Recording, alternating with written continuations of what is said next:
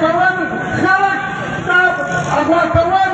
ورکول لاپته کول ورکول او بېځا اپریشن کول او دغه خبرې کول چې بې ګناه خلک به مړه کړه په اپریشن کې به ویل چې موږ دهشتګرد مړه کړل د هغې په خلاف چې کله هم تنظیم پي ټي ایم راپورته شه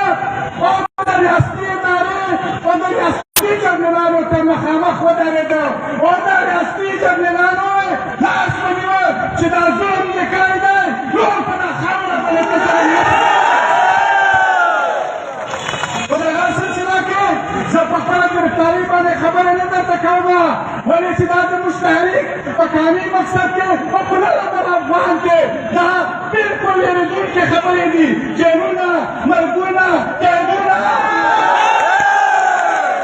دا خبرې نه دي ملګري دا یوه یاده وساتئ چې د پاکستان د فوج مشر باجوه دا ویلي وو په پارلمنټ هاوس کې چې په تعین بریفینګ په هغه کې وویل چې پوښتنه نه وکړه چې علي وزیر نو ته یې خلاص کړ یا ته ورته ووایه زه ورته وم چې علي وزیر چې معفو ونه غواړي زه تر هغو پورې دا یې نه پرېږدوم ما ورته وویل چې په هغه وخت باجوه یې کما یو ټویټ وکړ ما ورته وویل چې باجوه هغه یاد وخت یاد کړه چې په بنګالیانو کې د تا فوجونه ټوپکونه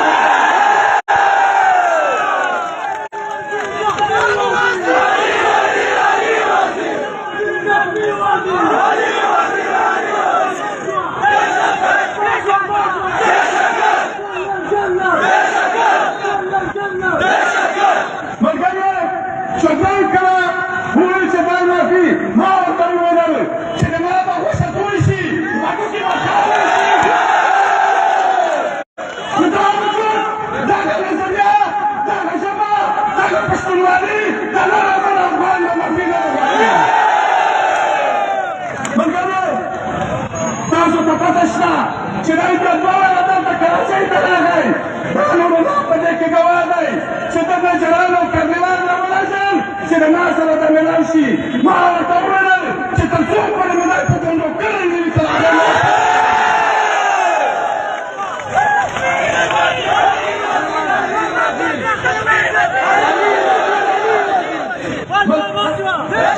ملګري دا یوه یاده وساتئ باجوه کمپنۍ د کمپنۍ مطلب د پاکستان ریاستي ادارې په د پښتون خاوره په نر او بل افغان چې څومره یې ظلم کړی دی په هغه د معافي وغواړي کار ته راشي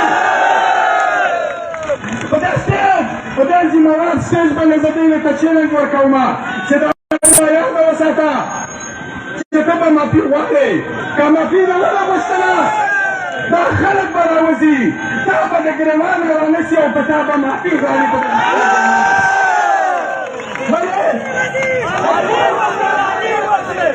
نن په دا خاوره باندې چې وګورئ نن په کراچۍ کې د امن ژوند دی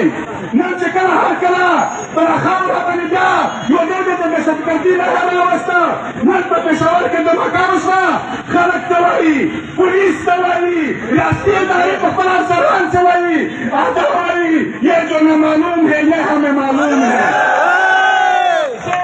ملګري دا ما شپږ ویشت میاشتې اوس دلته جیل تېر کړو دا څه خبره نه ده دوه میاشتې یا شپږ ویشت میاشتې خو ما ورته ویلي دي چې انشاءالله تعالی د پاکستان ریاستي ادارې دا د خپل وخت په ناجایزه پیدا واخیسته دا اوس د موږ وخت دی ټول به موږ هغه کار در باندې کوو او تاسو وړه وړه ماشومان او بچیان جوړوئ نو زه یو ځل بیا د تاسو ډېره شکریه ادا کوم د موږ تحریک په روان وي د منظور په مشرۍ کې ملي مشر منظور او انشاءالله تعالی زه تاسو ته دا ډاډګرنه درکوم چې د تاسو د ذاتي بدل به اخلو د ریاستي ادارې هغه د پولیس سره شوي دي هغه د میلیس سره شوي دي هغه د حسابدارو سره شوي دي هغه د نورو ادارو سره شوي دي هغې سره موږ په څنګ باندې ولاړ یو دا د ډالري جنګ دا د امریکې په وینا باندې دا د برټانیې په وینا باندې دا د پاکستان کراکش فوج موږ دې ته مزید اجازت نه ورکوو چې د پښتون په مظلومه خاوره باندې د دې نور اپریشنونه وکړي خبره اوس په پارلیمنت کې چا یو منیسټر خبره وکړه د ضرب اعظم خبره وکړه چې په وزیرستان کې به بیا د ضرب اعظم باندې اپریشن کېږي زه ورته وایم په پارلیمنت کې به هم ورته وایم وطن ته به ورته وایم چې راشه وزیرستان ته چې غاښونه دې وګڼه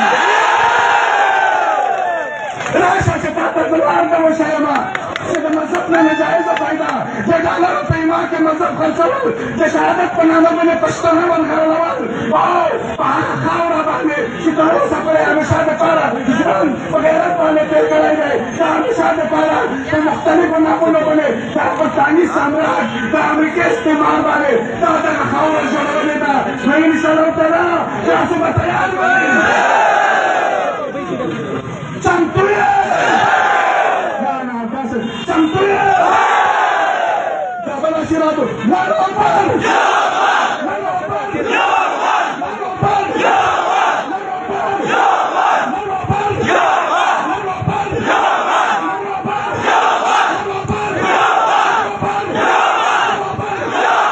او په نولسم تاریخ باندې دلته په کراچۍ کې جلسه ده انشاءالله تاسو به دا روانور هم د هغې ملګرې نه پوښتنه وکړې دا خبره ټیک نه ده چې زه یې کوم خو ورته وویل چې په جیل کې مې څه روبېتې کړي وې ما په کرسۍ باندې مې پرېښود ما ورته چې تاسو قاتلان یې په کرسۍ به نه کښېني عدالت ته راغلل د عدالت د مخې نه به ما وشالل نو انشاءالله تعالی د روانور د نقیب انتقام به موږ په هر صورت باندې اخلو او د روانور هغه ظالمه چهره چې پاکستان ریاست پټه کړې ده او بار بار یې پټوي او دا د عدالت نه یې دی که بری کړ د عوامي عدالت نه یې نه دی بری کړی عوامي نو انشاءالله په 19 تاریخ باندې به جلسه وي نو تاسو دا ټول مشران نور الله دې دا نور ملګري د دې نه ټول یو بل ته د کراچۍ تنظیم د ملګري زه شکریه ادا کوم انشاءالله تعالی چمتو به ورته اوسو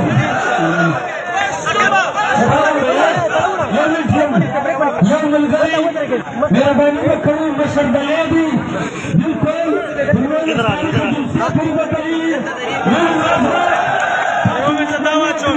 نن به دی ارام کړي